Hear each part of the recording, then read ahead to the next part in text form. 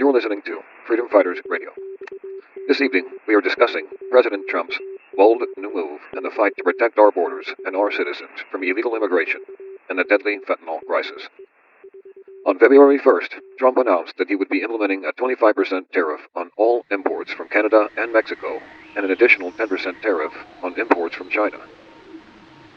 These tariffs are a response to a national emergency, the ongoing threat posed by illegal immigration and the massive flow of dangerous drugs, including fentanyl, into the United States. Now let's be clear. Tariffs are more than just a trade policy. They are a key tool in securing our nation's future. President Trump's administration is using them strategically to hold Canada, Mexico, and China accountable for their promises to stop the flow of illegal drugs and people into the U.S. It's not just about economics. It's about national security. These countries, especially Mexico, have been complicit in allowing dangerous cartels to operate with impunity, threatening American lives. The flow of fentanyl through the illegal networks has caused a public health crisis, killing tens of thousands of Americans each year.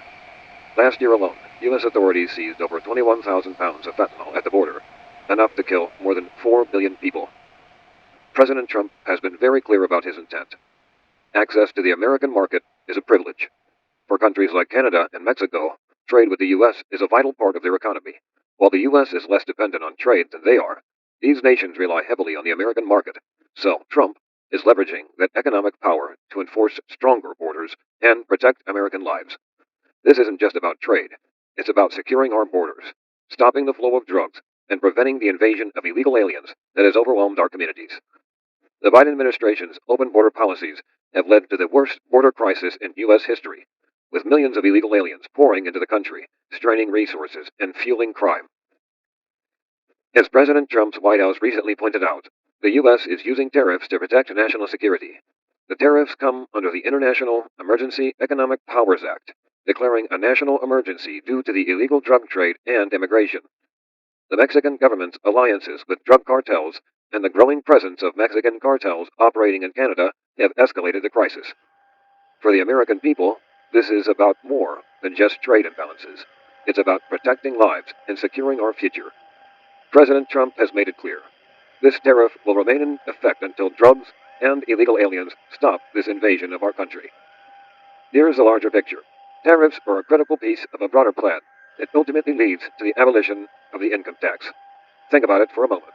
Why should the American people continue paying taxes when, of course, we can use tariffs to protect our economy and national security?